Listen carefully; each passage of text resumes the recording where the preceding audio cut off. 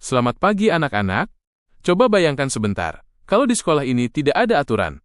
Kalian boleh datang sesuka hati, boleh makan di kelas saat pelajaran, atau bahkan menyontek saat ujian. Apa yang akan terjadi? Siswa menjawab, pasti kacau Bu Pak. Betul sekali.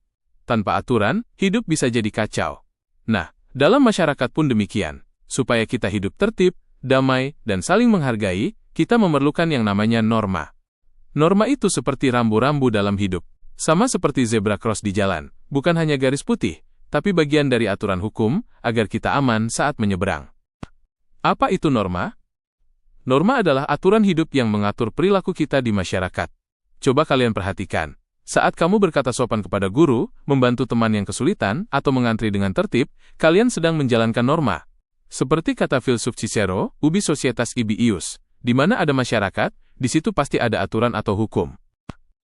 Macam-macam norma dalam kehidupan sehari-hari? Coba perhatikan ini. Jenis norma dan contohnya di sekitar kita.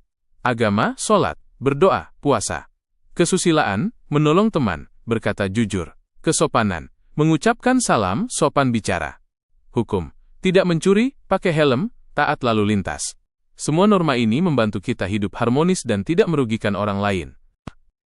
Mengapa norma harus ditaati?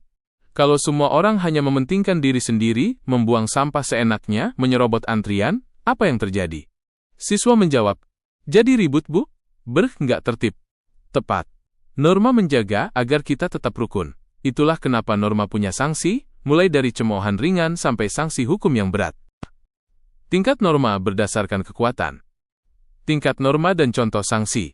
Cara, bersendawa di tempat umum. Sanksi, dicemooh. Kebiasaan, mengetuk pintu. Sanksi, diingatkan.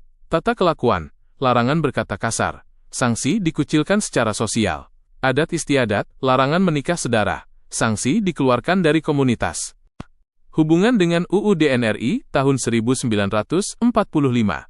Norma tertinggi di Indonesia adalah Undang-Undang Dasar 1945.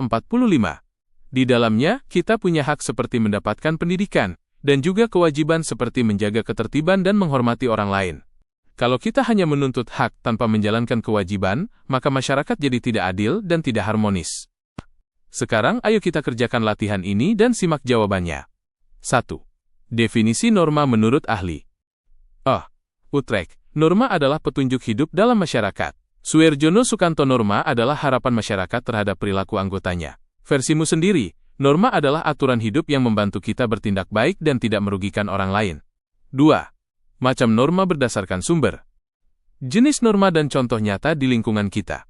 Agama, sholat berjamaah di masjid. Kesusilaan, menolong lansia menyeberang jalan. Kesopanan, mengucapkan salam kepada guru. Hukum tidak melanggar lampu merah. 3. Perbandingan norma berdasarkan daya ikat.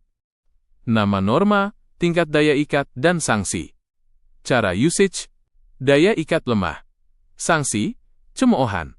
Kebiasaan, daya ikat sedang. Sanksi, teguran. Tata kelakuan, daya ikat kuat. Sanksi, pengucilan sosial. Adat istiadat, daya ikat sangat kuat. Sanksi, dikeluarkan dari komunitas adat. 4. Pentingnya norma. Ketidakpatuhan terhadap norma memang bisa menimbulkan konflik. Tapi ingat, norma juga harus disepakati bersama dan adil. Kalau tidak, masyarakat bisa memberontak.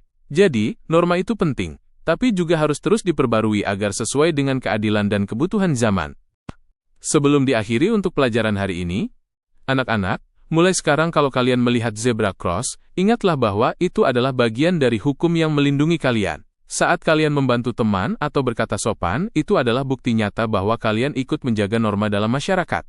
Norma bukan untuk membatasi, tapi untuk membuat hidup kita lebih baik bersama-sama.